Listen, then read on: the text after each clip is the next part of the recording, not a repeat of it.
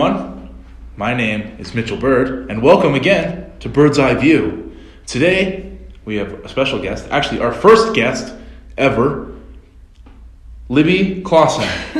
Hello! And we'll kind of get into why you don't know who this person is, but we'll get to know who this person is. I'm glad, Libby, thank you for coming. You're welcome. On. Happy to. This has been wonderful. This has been so exciting. So, Libby and I have known each other for a few years now. Yeah. Right? And we first met when we worked as resident assistants. Is that the first time we met then? Yeah, my very second semester of college. So It's been a while now. Yeah, it's been quite a bit of time. And Libby and I, when we first were in the team, a great way that we were able to bond was through scares. And there were many of them. And that was a fun thing that we did. Yeah. And we carried through. There were times when you would text me solely on the purpose of trying to scare me. True. And I do remember that. Like, I would receive a text saying, Mitchell, this resident needs your help, or I need you to help me with this paperwork.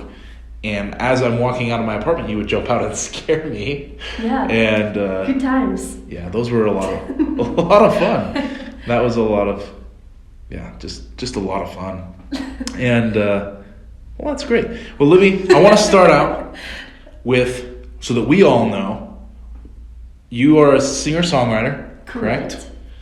And wanting to be big and famous. Hopefully, that's the goal, at least in my mind, as far as I'm aware. What got you into wanting to be a singer-songwriter? What kind of led you to that path? Yeah, that's a good question. So I've loved writing songs pretty much my whole life. Mm-hmm. Like, I wrote songs when I was little, and I performed them for my family. So I knew that was something I loved, and especially writing. Like, I like to write stories too while growing up. Yeah. But the moment that I kind of started thinking about it was in 7th grade when I went to a Taylor Swift concert. Okay. So that was like the moment that I was like, I had the realization that Taylor Swift is an actual human, and I just saw her down on the stage and thought, like, she's just a person and she's doing it, so That's what I want to do. But at the time I kind of had different goals. Like, I wanted to be Taylor Swift, but now that's not so much my goal. I just want writing songs to be my full-time job. I'm not really super intrigued by being famous so much. I just want my full-time living to be 100% music. That would be a dream come true. Very cool. So would you want a job where maybe you didn't sing the songs, but you wrote songs for others? Would you maybe want that kind of a job? That's a good question. That does appeal to me. Because I want to go to Nashville, and that's kind of the thing there, is writing songs for others. Absolutely. So that does appeal to me, but I would rather be the one singing my own songs. Right.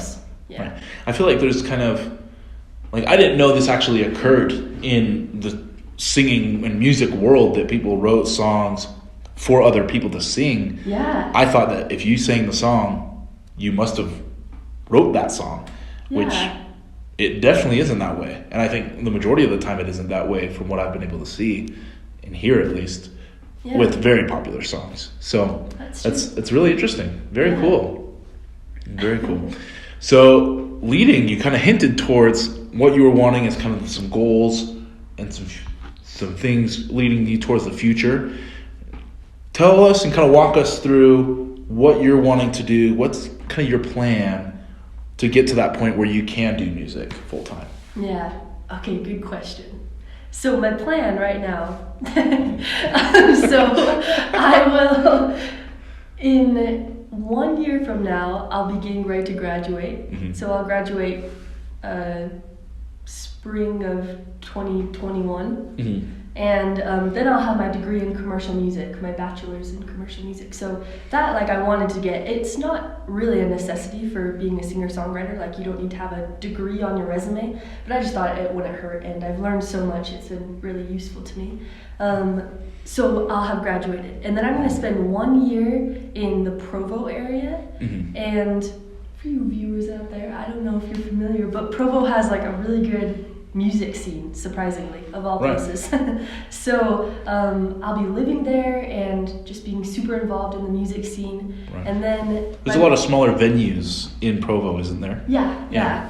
So it's a good place if you're starting out. Yeah. Right. And I'm going to give myself a 1-year deadline and just be working and saving up. And then I'm going to move to Nashville.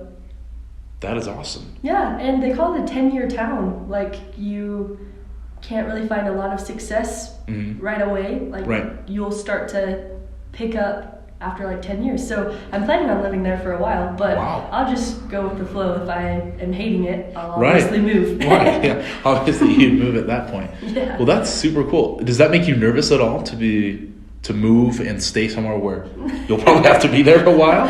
It does. Yeah. It does make me a little nervous, yeah. Yeah, but I don't know. I feel like it's just going to be super valuable to me. Even if I only stay there a couple of years or 1 year, it's going to be like a growing experience. So I'm excited. I'm mostly excited. Sometimes, like, when you're just lying in bed thinking about your future, sometimes I do get a little nervous. Yeah, but for sure. I'm confident. I have a degree. I think I'll work in, my goal is to work at a record label or something like that, kind of more like the business side of music, but while also doing the songwriting.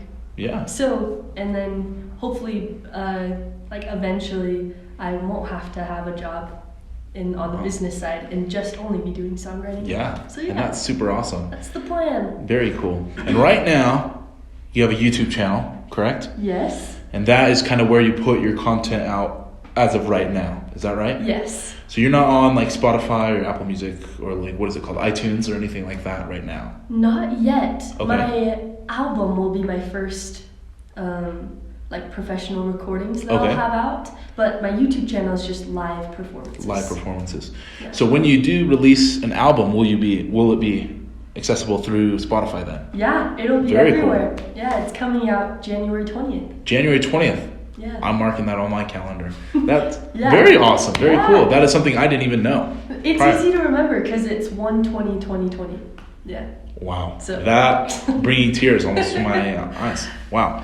Very cool. Awesome. So with an album, what goes into the making of an album? What would you say maybe is the hardest thing? I'm very unfamiliar with how going about an album goes. Do you just compile songs and then, I don't know, send them to Spotify to have approved? Like, how does that process work? That is a really good question. Yeah. So, the first issue that you run into if you're wanting to make an album is how are you going to fund it? Because it's really expensive if you want like a really nice recording, if you want to work in a studio and, just have it be really professional. Right, yeah. So what I chose to do for that was crowdfunding. Okay. And I don't know if you've heard of Kickstarter. Yep. Mm-hmm. It's awesome. And Very cool.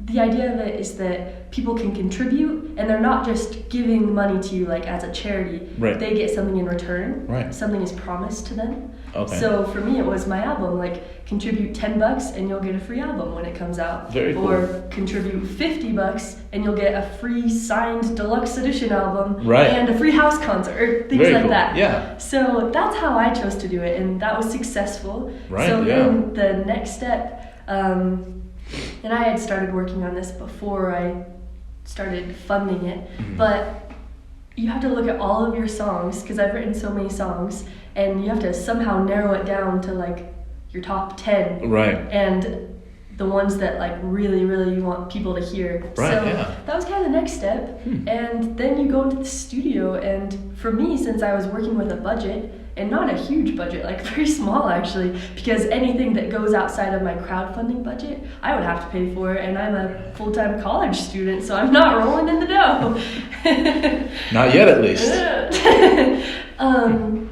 So you want to be like super prepared before you go into the studio with all of your ideas of how you're going to arrange the song, and just being really well prepared so that you won't have to do too many takes, so that you can be in and out. You want to spend as little time in there as possible because you're paying the studio engineer by the hour. By the hour, right? Yeah. Yeah. Jeez.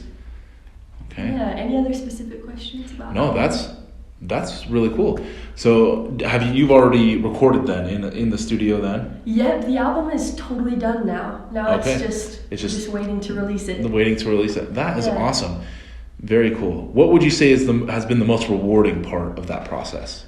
Ooh, I really loved the whole thing. Like, it's kind of inspiring to me because, like, it's my dream job. Right now, I'm not really getting paid to do it, but like, it's hard work, but I enjoy it so much that I love it. Yeah. And so I think the most rewarding part, there's a song on the album called "And We All Grow Up," and it was kind of like I couldn't have prepared for it. I came home for fall break and just was messing around with my guitar, not really planning on writing a song, but then I just wrote it, and that's like one of the best feelings ever when it just like comes to you. And so I wrote it, and then the next day I practiced it, and the next day I had a recording session scheduled, so we just recorded it, and like I was just going with my gut that I thought it would turn out well, and that because normally I would have wanted to like let it sit for a month or so and revise it, but I just went for it, and that is my favorite song on the album. So that was very rewarding to me to just kind of trust my instinct. And it turned out really beautifully, and one of my good friends got to play a guitar solo on it, and I was so honored that he would want to do that. So yeah, that was really rewarding to me. Would you say that's your favorite one on the album? It is. Really? Yeah, I love it. That is awesome. That's so cool. Well. Libby, with creating a album, especially on Spotify, when do you start to like make money from people listening to your songs? Like, do you have to reach a certain amount of listens, or how does that work? Do you know how that works? Or yes, actually. So, have you heard of Mindy Gledhill? Yes. Yeah, she's a mentor of mine. She's been my songwriting teacher this semester. Okay. And she's talked to us a lot about that because she's very successful and like it's her career. Yeah. And she said that she does not make a lot of money from Spotify. Like, really? And she's doing really well, like just millions of listeners.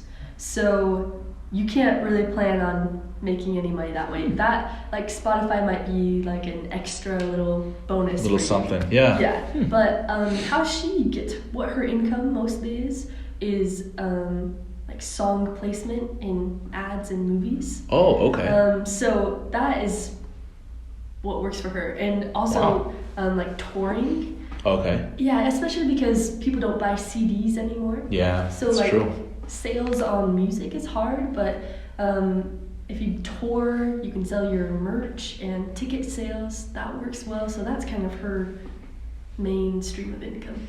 Yeah. Very cool. Okay, that makes a lot of sense. Well, that's wonderful, Libby. I'm very excited for January 2020 now. That is super awesome. I didn't even know that was the official date. It's perfect that we're having this now to kind of get it out there with the millions of fans that we have on this channel. Yes, and promotion. So hopefully we can get you a few more subscribers and followers there on the YouTube. So that's wonderful. Before we finish up, Libby, I was wondering, you don't have to, but if you could give us a sneak peek, maybe like one or two lines of a song from your album. Well, I don't know if you're allowed to do this. It's very secretive. But if you could, I know the fans, all 9 of you, would be very supportive in hearing what you have to say. You don't have to. Okay. Well, I don't have an instrument with me. Okay. What did you have in mind? Like, I don't know, just a cappella maybe. I mean, I'll do that. Okay, let's just hear just a little bit. You don't have to go too far.